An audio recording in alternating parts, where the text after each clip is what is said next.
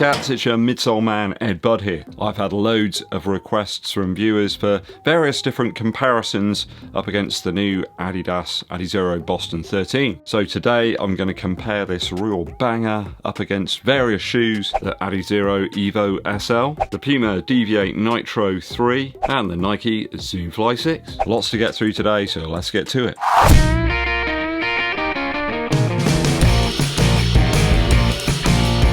Thanks for joining me on the channel, always appreciated. Hit that subscribe button if you haven't done so already. Also give this video a thumbs up, like and drop us a comment to help with that YouTube algorithm. Dankeschön. Stats first, because I know you'll love them. Zoomfly 6 there is an interesting comparison. Nike sticking to the higher drop, a whopping 10mm here. It's perhaps not for everybody, though I found the latest Zoomfly comes in around 43 to 44mm in terms of heel stack for my UK 11.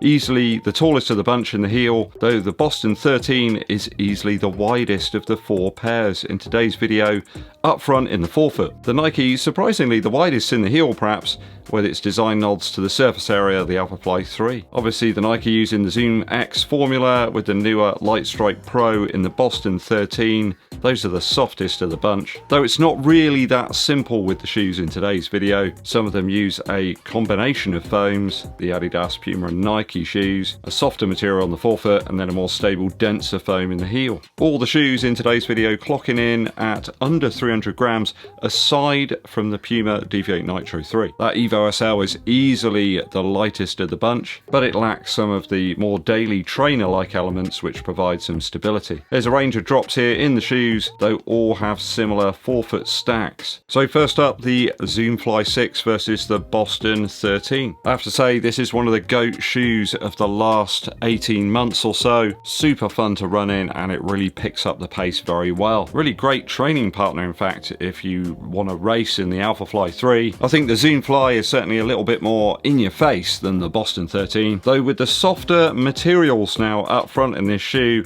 I think it makes for a slightly closer comparison. I do feel the tongue area and the lacing on the Boston 13 has a bit of a leg up against the Zoomfly. I think that was really the only negative point that I found in the Nike shoe. The laces were just a bit thin and cheap. I reckon they can take a few of the materials out of that tongue and kind of refine it down somewhat. The outsole materials on the Zoomfly 6 are a little bit softer, got a little bit more wear in this one. We know Continental is up to the challenge. It lasts for hundreds of miles. I think the midsole materials are now closer in these two shoes, something a little denser in the rear section and then a little softer up front. Though the problem with those softer materials is they do start to degrade faster, they dull a little bit quicker, they tend to feel better out the box, so when you get that great step in feel initially, it does start to diminish a little bit faster. That's why people liked the older Lightstrike Pro formula. It just seemed to get better and better the more you use it. I think that's the reverse now. Perhaps coupling it with that slightly denser foam will get a little bit more mileage out of both of these. I think actually I find the plate a little bit more present in the Zoomfly 6. Feels more like a tempo trainer and possible racer in fact than the Boston 13. Very much feels like a trainer to me. I'm not sure I'd race in this shoe. Though the lower drop here does make it a slightly more versatile model if you're looking for something that can tick lots of boxes within your shoe rotation. The Zoomfly 6 isn't really what I'd call a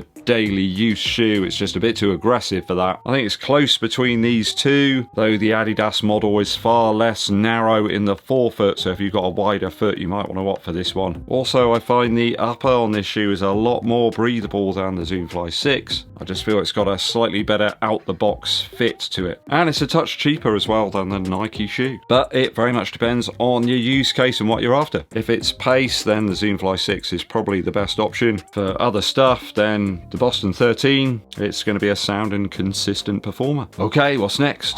Now an ounce heavier is the Puma Deviate Nitro 3. It's a nice fitting shoe, but it's by far narrower than the new Adidas model, and it lacks that newer TPU foam up front. It's a little bit denser, doesn't have quite the squash and compression, just feels like you've got a bit more energy return here in the Boston 13. I think the Deviate Nitro 3 was perhaps a little bit too close to its predecessor to make it an absolute surefire purchase. Outsole certainly durable, it has to be said. I'm not sure what's in Puma grip, but it does stand the test of time. I think it's probably about evens really in terms of outsole here. There's quite a bit more padding in the upper of the Deviate Nitro 3 versus the Boston 13, though the narrow forefoot and less engaging ride perhaps put it behind this one. It's not quite as light and airy as the Boston shoe. Lockdown wise, I found the Puma pretty easy to get a reasonable lockdown. Same in the Adidas in that respect. Just feels like there's a little bit more flexibility in the Boston 13 upper. It's a little bit thicker here and perhaps not totally in tune for those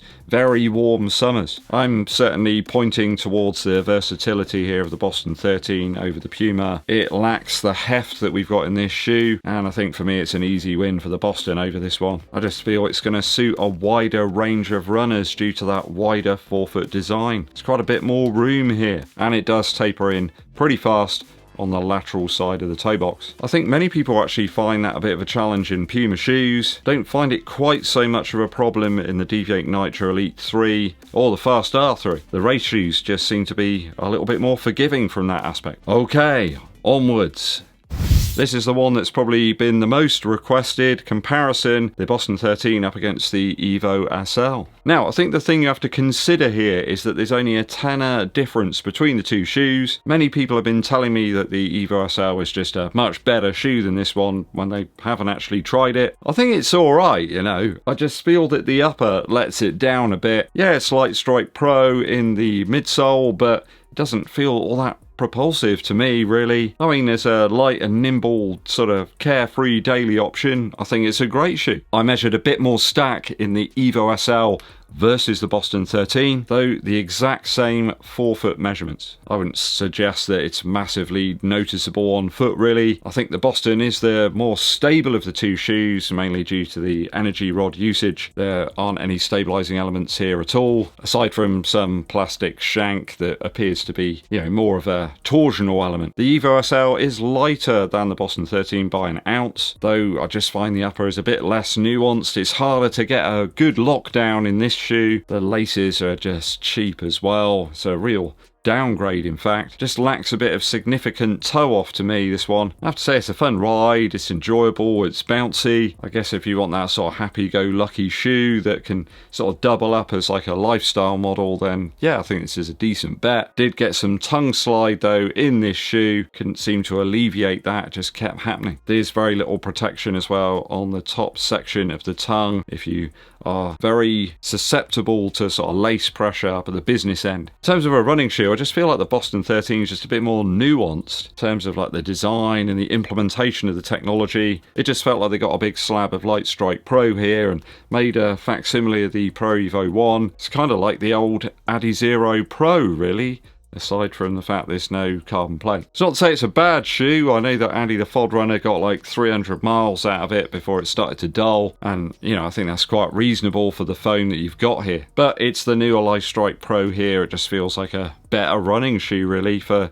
a 10 or more. You've got the new outsole design, you've got better laces, a better tongue, the uppers that are a little bit more natural, I guess. It's more like a traditional running shoe, so I think it's worth it for the extra cash. Yeah, if you're super worried about weight and stuff for a training shoe, then okay, go with the SL. But for me, I just think this is a more well-rounded option that's going to work for more people. Okay, that's all my comparisons for today. Let me know your thoughts and opinions down in the comments.